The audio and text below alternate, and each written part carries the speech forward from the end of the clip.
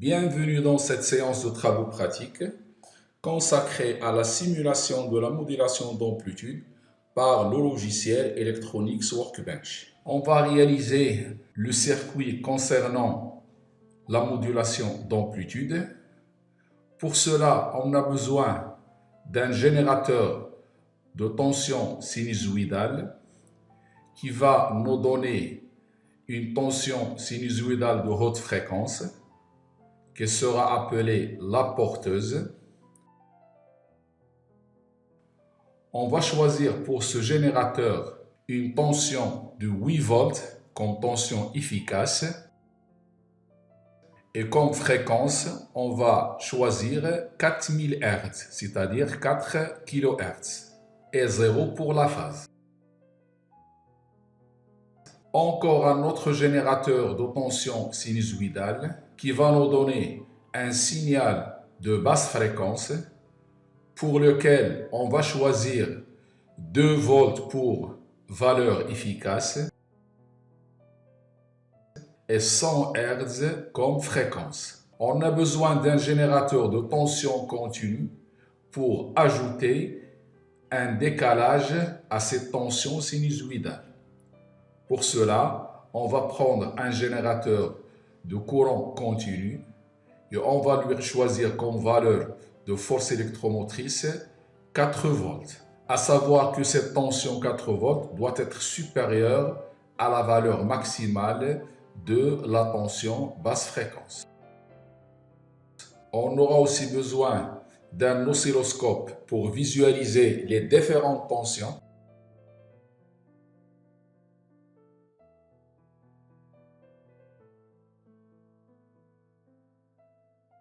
Pour effectuer la modulation, on va utiliser une composante électronique qui s'appelle le multiplieur.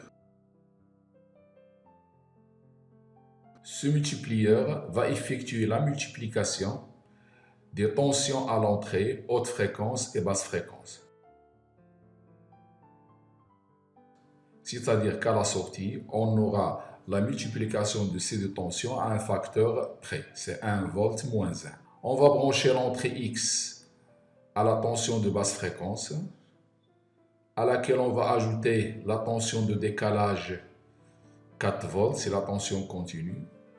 La voie Y est reliée à la tension de haute fréquence, c'est-à-dire à la porteuse. Et on va fermer le circuit et on utilisera une masse commune pour l'ensemble afin de visualiser les différentes tensions sur l'oscilloscope. Prenons cette masse.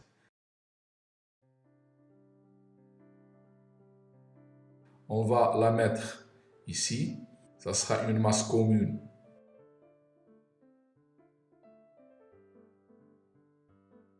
aux deux entrées et au multiplieur. Donc on va relier l'oscilloscope à la masse. Et sur la voie, l'une des voies, on va visualiser la haute fréquence. Et sur l'autre voie, on va visualiser la somme de la tension basse fréquence plus 4 volts, c'est-à-dire plus U0, la tension de décalage. Prenons maintenant la voie A sur laquelle on va visualiser US plus U0. On va lui prendre la couleur bleue. Et sur l'autre voie, on va observer la tension aux bornes du générateur qui donne la tension de haute fréquence, c'est-à-dire la porteuse. Activons l'oscilloscope et le bouton de simulation. Et on voit sur l'oscilloscope les deux tensions.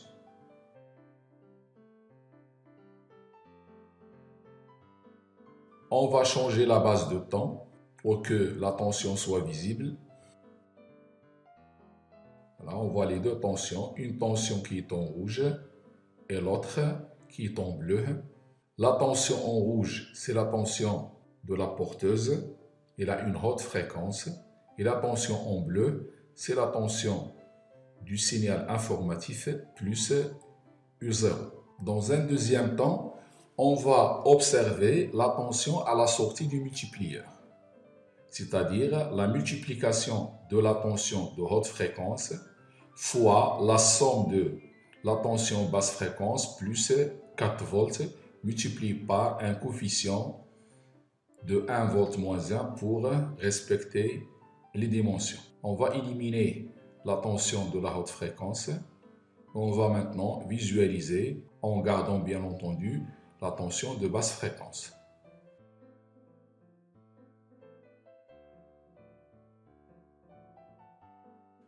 Je rends rouge. Activons le bouton de simulation.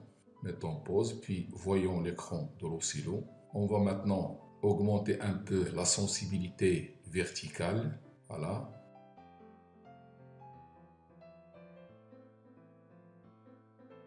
Et on voit ici la tension en rouge. J'ai éliminé la tension de basse fréquence pour ne voir que la tension à la sortie du multiplieur. C'est la multiplication de la tension de la porteuse fois la tension du signal informatif plus 0, le tout fois le facteur multiplicatif près 1 volt moins 1. On voit que l'amplitude de ce signal n'est pas constante. Il varie. Une fois elle est ascendante, une fois elle est descendante. Donc c'est une amplitude variable au cours du temps. On va maintenant activer le bouton pour visualiser la tension basse fréquence. On voit que cette tension basse fréquence varie de la même façon que la variation des amplitudes de la tension modulée. C'est la tension en rouge. Donc on dit que cette courbe épouse parfaitement la variation des maximums. Donc si j'arrive à isoler ces maximums, je peux dire que le signal obtenu a la même fréquence que le signal informatif. Notre objectif ultérieur, c'est d'isoler les maximums de la tension modulée. On va voir ce qui va se passer si on modifie la tension de décalage. On va la prendre par exemple égale à la valeur maximale de la tension du signal informatif. C'est 2,8, c'est-à-dire 2 fois racine de 2. Activons le bouton de simulation. On voit ici qu'il y a un changement, c'est que l'amplitude varie toujours, mais le minimum de la variation d'amplitude, elle est nulle. On dit qu'on a une modulation critique. Lorsque U0 égale à U maximal, on a une modulation critique. Si on prend maintenant cette tension inférieure à la tension maximale du signal informatif et reproduisons de nouveau l'expérience, on voit qu'il y a toujours variation de l'amplitude, mais cette fois-ci, il y a une partie négative du signal modulé. On a une surmodulation. Donc si U0 elle est inférieure à U maximal du signal informatique, on a une surmodulation. Si elle est égale à sa valeur maximale, on a une modulation critique. Si elle est supérieure, c'est le cas qu'on voit devant nous, on a une bonne modulation. Après avoir vu l'influence de la tension de décalage, on va voir maintenant l'influence de la fréquence de la porteuse sur la qualité de la modulation. Ici, on a 4000 Hz et 100 Hz, donc 4000 Hz, elle est très supérieure à 100 Hz. Prenons par exemple pour fréquence de la porteuse 500 Hz et reproduisons l'expérience de nouveau.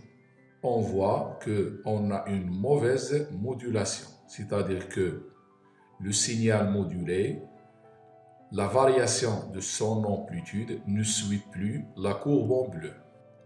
Donc la modulation commence à se détériorer. On va refaire la même expérience, mais en baissant encore la fréquence de la porteuse. Et on va la prendre égale à 300 Hz, c'est-à-dire 3 fois plus grande que la tension du signal informatif. On voit ici qu'il y a nettement un décalage entre le signal modulé et la tension modulante, c'est-à-dire la courbe en bleu. Donc la courbe en bleu ne suit plus les variations de l'amplitude du signal modulé. Si on prend par exemple 1000 Hz, c'est 10 fois cette fréquence, on commence à avoir une bonne modulation. Donc à partir de l'ordre de 10 fois la fréquence du signal modulant, on peut avoir une bonne modulation.